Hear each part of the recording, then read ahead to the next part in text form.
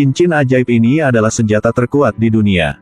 Orang yang memakai cincin ajaib ini akan memiliki kekuatan yang luar biasa. Siapapun yang berani melanggar perintah, hanya akan berakhir mati.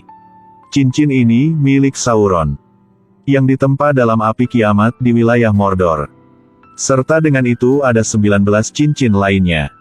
Suku peri memiliki 3 cincin. 7 cincin diberikan kepada suku kurcaci. 9 cincin yang tersisa milik suku manusia. Cincin-cincin ini semuanya mengandung kekuatan besar. Digunakan untuk melindungi sukunya. Tidak semua dari mereka tahu bahwa penguasa tertinggi cincin ini dapat mengendalikan semua cincin lainnya. Itu adalah cincin yang bisa penguasaan segalanya. Wilayah tengah suku peri hendak ditempati suku iblis. Suku manusia dan suku peri telah bekerja sama untuk melawan Sauron dalam pertempuran hebat. Aliansi di antara mereka sangat kuat. Mereka menekan musuh sehingga tidak ada cara untuk melarikan diri. Tampaknya kemenangan sudah ada di tangan. Tapi Sauron memakai cincin raja untuk berperang. Tidak ada yang bisa menahan serangannya. Ketika semua harapan hilang, Pangeran Isildur mengambil pedang ayahnya dan memotong jari Sauron. Tentara orc dengan cepat bubar. Aliansi kedua suku itu menang. Isildur awalnya memiliki kesempatan untuk menghancurkan cincin itu. Tetapi dia tidak bisa menahan godaan kekuasaannya. Dia memutuskan untuk menyimpannya sebagai miliknya. Dia disergap dalam perjalanan kembali. Jadi dia menjatuhkan cincin itu. Isildur dibunuh, cincin itu tidak ditemukan dimanapun selama 2500 tahun. Sampai suatu hari, itu jatuh ke tangan monster Gollum. Pada akhirnya cincin itu masih mengkhianatinya. Kemudian cincin itu dipegang orang Hobbit yang lain. Cincin ini memberinya keabadian. Hobbit memiliki umur 60 tahun. Namun dia bisa hidup bahkan 110 tahun. Selama pesta ulang tahun dia menggunakan kekuatan cincin untuk menjadi tidak terlihat dan pergi ke kamarnya. Dia ingin mengambil cincin itu dan melarikan diri ke tempat yang jauh. Dan semua ini ditemukan oleh penyihir Gandalf. Dan cegah dia membawa cincin itu. Gandalf memberikan cincin itu kepada Frodo. Dan beritahu dia rahasia cincin itu. Dia memberinya misi yang membawa cincin itu dengan aman ke suku peri. Raja Kegelapan Sauron tahu keberadaan cincin itu. Benteng Barad-dûr sedang dibangun kembali. Dijaga oleh tentara orc yang tak terhitung jumlahnya. Dan dia mengirim iblis cincin untuk menemukan cincin itu. Gandalf akan bertemu dengan pemimpin Guild Penyihir. Dan dia membuat janji yang bertemu dengan Frodo di penginapan Prancing Pony. Sebelum pergi, dia menyuruhnya berkali-kali bahwa tidak boleh memakai cincin itu. Karena itu akan menarik perhatian bawahan Sauron. Selesai berbicara, mereka segera mengambil tindakan. Gandalf pergi menemui Saruman. Namun dia telah mematuhi Sauron. Dia ingin Gandalf bergabung. Tapi Gandalf lebih baik mati daripada bergabung dengan mereka. Saruman kemudian merampok tongkat ajaibnya. Dan menguncinya di menara. Di sisi lain, kelompok Frodo bertemu iblis cincin di jalan. Mereka mencoba melarikan diri. Mereka mencapai dermaga kapal dan untuk sementara memotong ekor iblis cincin. Saat pergi ke rumah Prancing Pony, mereka tidak bisa bertemu Gandalf. Frodo tidak sengaja terpeleset dan cincin itu yang tepat menjatuhkan pada jarinya. Lokasi dia telah ditemukan oleh kelompok iblis cincin. Untungnya dia diselamatkan oleh Aragorn. Ketika iblis cincin mengejarnya ke sana, tidak ada seorang pun di sana.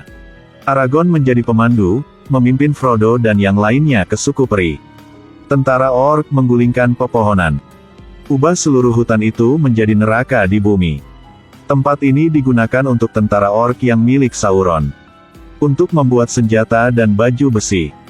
Orc menemukan monster setengah manusia setengah binatang yang ditawan. Dengan pasukan perkasa ini, Sauron akan segera menguasai dunia. Sekarang kelompok Frodo yang hendak menginjakkan kaki di atas tanah suku peri. Mereka berencana untuk bermalam di sini. Namun, dia ditemukan oleh iblis cincin. Mereka terpaksa mundur ke puncak gunung. Kelompok iblis cincin mengelilingi mereka untuk mendapatkan cincin. Kedua belah pihak mulai bertarung. Frodo terpaksa memakai cincin itu dan menghilang. Tapi di tempat ini dia dapat melihat hal-hal yang lebih mengerikan. Tepat ketika cincin itu akan diambil, dia dengan putus asa mencoba merebutnya kembali. Tapi ditusuk oleh lawan. Aragorn tepat pada waktunya untuk bertarung. Jadi dia telah mengusir semua iblis cincin itu. Sekarang dia terpaksa berhasil datang ke suku peri, yang baru bisa menyelamatkan nyawa Frodo. Tapi sepertinya dia dalam kondisi kritis. Semua orang harus berlari mencari daunnya agar bisa menyembuhkannya. Tiba-tiba peri muncul. Dia dengan cepat membawa Frodo kembali ke suku peri.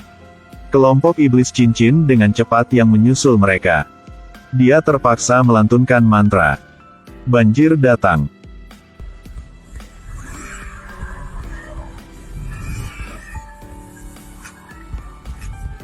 Ketika Frodo terbangun, dia menemukan dirinya aman di suku peri.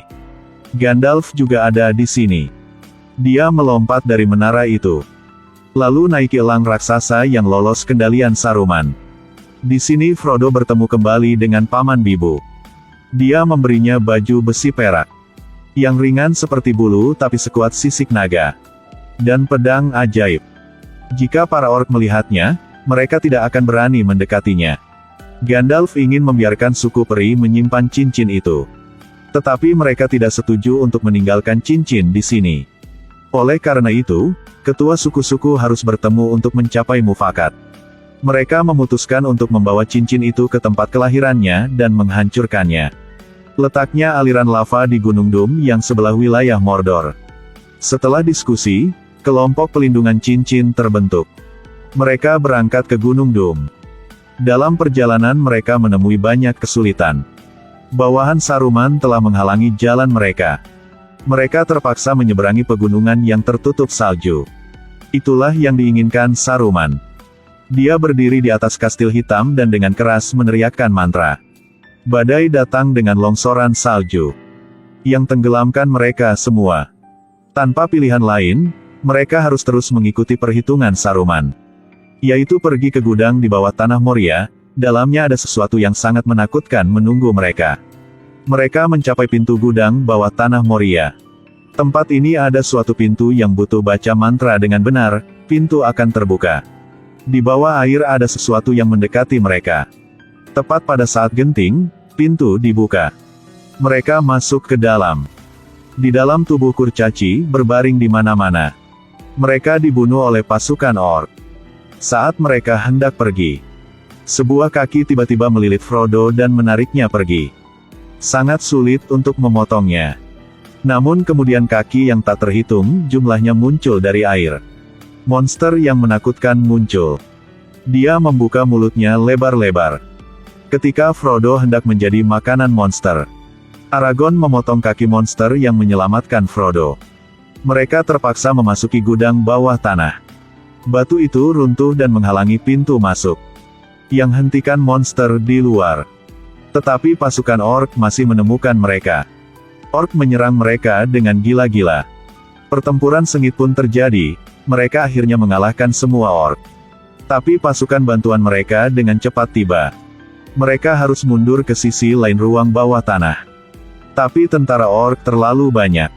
Mereka dikelilingi oleh orc. Tiba-tiba terdengar suara keras. Setelah itu, pasukan orc mundur. Setan yang lebih menakutkan muncul. Itu adalah iblis legenda, Raja Iblis. Dia sangat brutal dan memiliki kekuatan besar. Lengannya panjang dan kuat dengan sepasang sayap di punggungnya. Dia yang tak tertandingi. Mereka hanya bisa kabur. Gandalf tinggal di sini untuk mengendalikan monster itu. Tapi dia terlalu kuat. Dia menghunus pedang api dan menebasnya ke Gandalf. Untungnya, dia menangkapnya tepat waktu. Monster itu mengamuk, dia mengeluarkan cambuk api. Jangan berpikir kamu bisa melewatiku. Ketika dia ingin maju selangkah lagi, jembatan batu itu runtuh. Dia jatuh ke dalam jurang. Tepat ketika Gandalf hendak berbalik dan pergi, cambuk api melilit kakinya. Frodo mencoba menyelamatkan Gandalf, tapi dia berkata, Larilah, anak bodoh. Lalu dia melepaskan tangannya sendiri. Setelah kehilangan Grandalf, mereka dapat melarikan diri dari gudang bawah tanah Monia. Sulit bagi mereka untuk menerima ini. Tapi mereka masih ada misi yang harus diselesaikan. Mereka terpaksa melanjutkan perjalanan. Mereka pergi ke hutan Lothlorien yang indah suku peri, yang di tengah wilayahnya. Mereka ditangkap oleh para peri. Karena para peri juga takut akan kekuatan Sauron. Jadi tidak bisa membiarkan kelompok pelindungan cincin melewati pintu. Setelah Aragorn meyakinkan mereka, mereka dibawa ke pusat suku peri. Agar Raja dan Ratu Cahaya memutuskan ini. Mereka kemudian dibawa menemui Ratu. Mereka semua kaget. Mereka belum pernah bertemu seseorang yang begitu cantik. Frodo melihat masa depan di dalam cermin ajaib. Cincinnya tidak sengaja terungkap keluar. Karena kemauannya yang kuat, dia mampu menghentikan pengaruh Sauron. Sang Ratu memberitahu Frodo bahwa, jika dia gagal, apa yang baru saja dia lihat akan terjadi. Sang Ratu juga tertarik pada kekuatan cincin itu. Tetapi dengan kemauan kuatnya, dia telah mengatasi tantangan. Dan membiarkan kelompok penjaga cincin lewat tempat ini. Pada saat yang sama, pasukan orc juga mulai berangkat. Mereka menerima perintah untuk mendapatkan cincin itu kembali. Pasukan orc berangkat dan menjadi mesin-mesin pembunuh. Kelompok penjaga cincin keluar dari suku peri. Mereka bergerak melalui saluran air. Pasukan orc juga mengejar mereka dengan keras. Untuk menghindari menarik perhatian, mereka memutuskan bergerak di malam hari. Sekarang, mereka duduk dan istirahat. Tiba-tiba mereka tidak dapat menemukan Frodo dimanapun. Dia pergi ke hutan sendirian. Dan bertemu dengan Boromir. Dia lagi tertarik dengan keajaiban cincin itu. Dan ingin mengambil cincin itu. Frodo harus memakai cincinnya dan bersembunyi. Setelah beberapa saat, Boromir juga sadar kembali. Dia tahu dia melakukan kesalahan. Sekarang Frodo melihat iblis raksasa. Dia segera melepas cincin itu dan kembali ke dunia nyata. Pada saat ini pasukan orc juga telah menyusul ke tempat itu. Aragorn menyuruhnya lari dulu. Dia akan tinggal sendirian di sini dan bertarung dengan pasukan orc. Tetapi jumlah pasukan orc terlalu besar. Rekan-rekan Aragorn juga datang untuk mendukung. Untuk menjaga Frodo tetap aman. Dua temannya akan mengalihkan perhatian orc. Mereka berhasil menipu sekelompok pasukan orc yang mengikuti mereka. Boromir terus berjuang. Pertempuran itu sangat sengit. Tapi sayangnya dia terkena anak panah. Dua temannya dari suku Hobbit dibawa pergi. Tepat ketika mereka akan diambil nyawa, Aragorn melompat datang. Dia menggunakan pisau untuk membunuh monster itu. Namun sayang, nyawa Boromir tidak dapat diselamatkan.